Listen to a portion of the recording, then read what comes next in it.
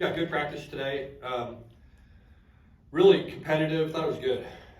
I think that the last two in particular have been, the offensive defense have kind of traded parts of practice where one group had the upper hand and the other took it, and so that's what you want to see. You want to see it be competitive, and so that's been good. We're getting lots of situational work, which for us is important. It gives us great, teaching opportunities to learn from, third down and how to play certain things in third down, or how to play things in the red zone or goal line or coming off, all that stuff. So we're getting a lot of work that way, and again, that allows us to teach our players, how to think and how to react and how to play, certain down and distances in certain situations, which again I think is a big part of football. I mean, you just look at the game, the teams that do well in those situations are the teams that are successful, and so situational football and turnovers are the two things for us that we're going to have to be good at if we're going to have a good football team, and so those are things that we're certainly emphasizing all the time with our players, and lots of teaching moments when you do that stuff. Your running back room looks the part. Yep. How do you know? Well, we tackled guys Saturday, and so that was good. I was encouraged. There were some guys I hadn't really seen Corey Wren get tackled, and I hadn't, he just hadn't had a chance to play that in many live situations. Trey Sanders, kind of the same boat. So it's just good to see those guys, do that when you play live. It's a great chance to evaluate those running backs because they're hard to evaluate in practice. I mean, it's, some guys look really good, and when they're catching the ball coming out of the backfield, and they know what to do, and they look good and running in the open field. But the great backs are the ones that, can figure out how to consistently make 3 yards. And that's hard to measure when you're not tackling guys. And so, they need to play in those situations and do well. And so I'm encouraged by that group though, because I like having different styles of backs, and there's lots of different guys, running styles and receiving styles, and kind of strengths and weaknesses in that group, and I think they complement each other well. Do you feel like the offensive guys are learning the offense? I think so. I mean, what we're doing, we're throwing a lot at them. I think that's by design. We didn't add a whole lot of stuff on Monday, and I thought we looked really clean on Monday, and added a little bit more today.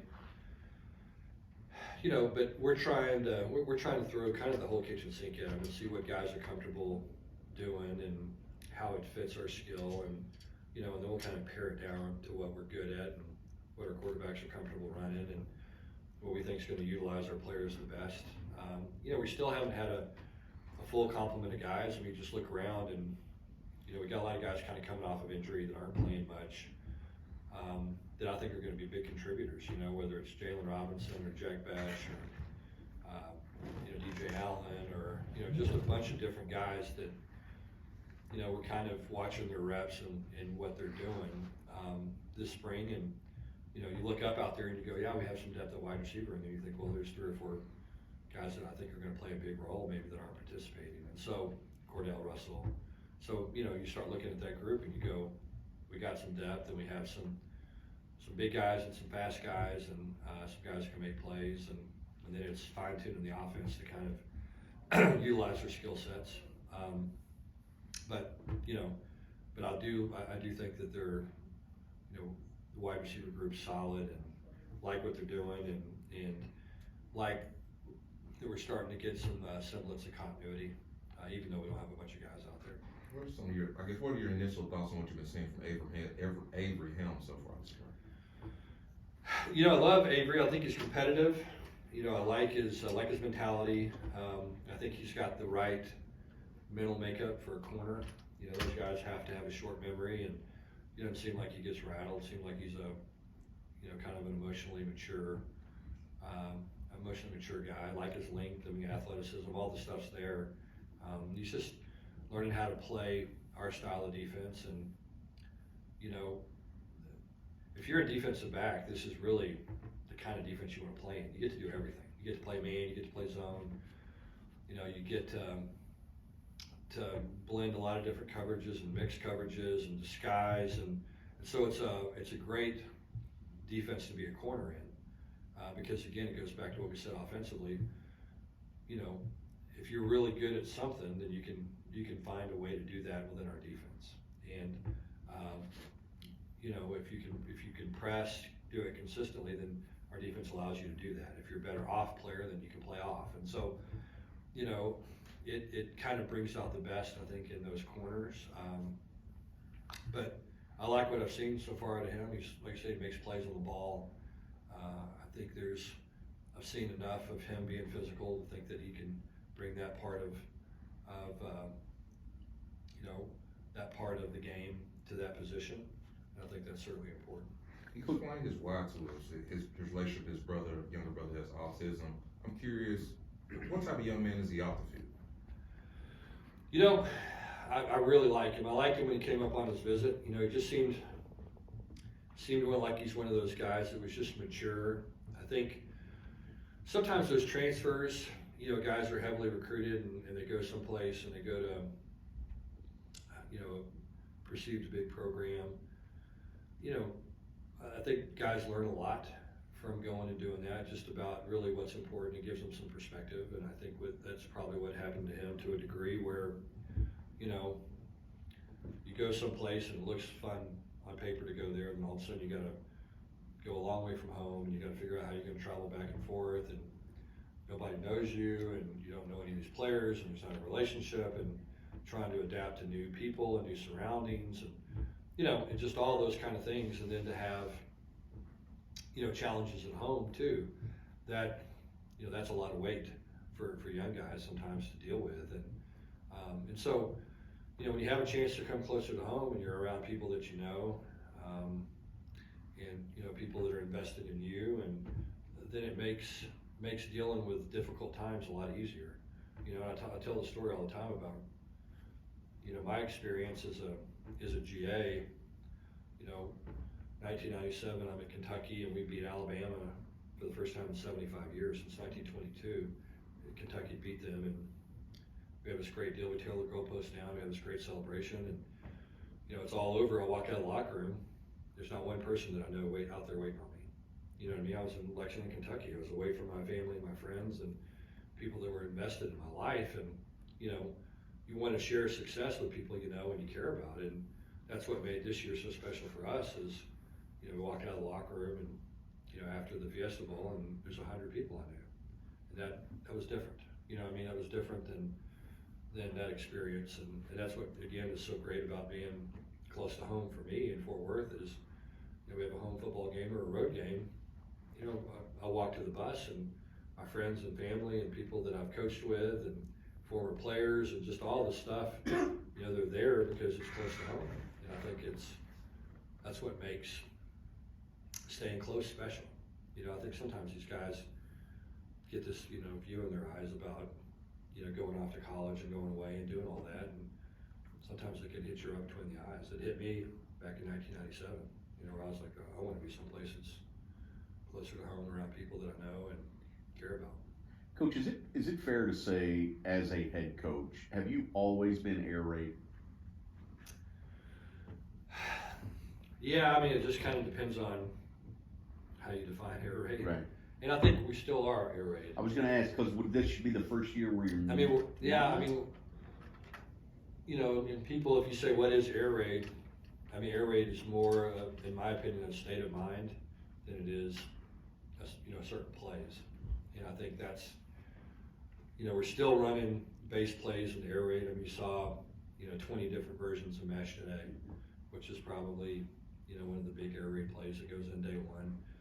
You're going to see a lot of quick game from us, more quick game now than we've run in a long time, which is kind of one of the big ideas of the air raid. And so, in some ways, I think we're probably more air raid now than we were last year. But, you know, it's a different verbiage and kind of a different, you know, the air raid's kind of built on a base of a very small base of plays with tags and stuff, and this is a different style. It's not, the base isn't as small, it's a bigger base, with less tags and just kind of more one-off type plays. But what I like about what we're doing is, we're moving the pocket, we're, a lot of high percentage throws, which I like. I love getting the ball started, whether it's, high percentage throws or screens or, play action passes or balls to tight ends or boots and waggles and all the stuff like that. I like a lot of that, and I like the quick game that we're running. It's much more quick game than we have in the past. And so, I've always been a big fan of easy throws. I've always been a big fan. That's kind of, again, a base idea of the air raid. Get the play started, throw a completion, a high percentage of completions allow, ball carriers to get the ball in space. And so I think in some ways, this doesn't necessarily come from an air raid background, and it's not air raid terminology, but it's air raid. Is the nomenclature longer or is it shorter? Shorter, a little more memorization, but shorter. Like I said, kind of more one-offs, where air raid, you would have a concept and you would tag stuff on top of it. Right. This, not as much. You mentioned the tight ends being involved. What's kind of been your thought on the way Rodgers has played this spring? You know what? The last 4 or 5 practices, really good. Kind of been waiting for it because he's really talented. He's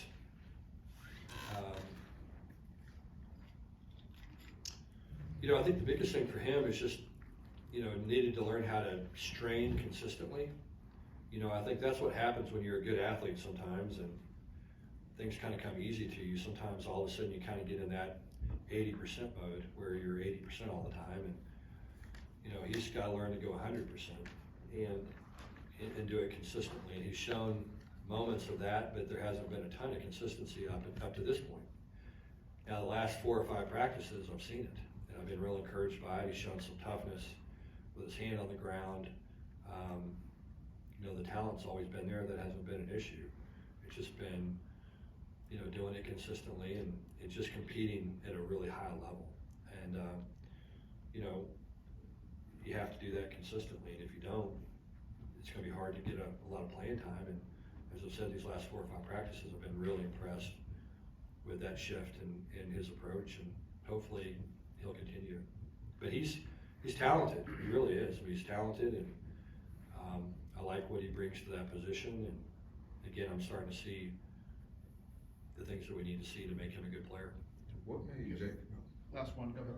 What made J.P. Richardson so attractive when he was in the portal? How's he look so far? Yeah, just really good. I mean, John Paul is he's tough, productive. It's funny, playing receiver is really, it's a pretty simple concept, and it's really being in the right place at the right time, and that's really what it is. Now, there's a million different ways to do that. Some guys do that by being faster and running by guys. Some guys do it by muscling people. Some guys do it by having savvy. The issue is, your quarterback needs to know where you're going to be when you're going to be there. There's got to be a consistency about being able to accomplish that. And that's really what that position is about, is where your quarterback knows, I trust this guy, I know he's going to be there, and I don't even have to look. I know where he's going to be. And I think that's John Paul's biggest strength. I mean, he's got good size. He's a good athlete. He's crazy competitive. He's smart. He understands football. He's tough. So all the stuff that you want's there, and he's really good at being in the right place at the right time. And I think that's, again, that's probably the most important thing about playing that position. And guys do it a million different ways. Tyreek Hill does it different than Jerry Rice did it. But the important thing is they're where they're supposed to be when they're supposed to be there. Okay, thanks.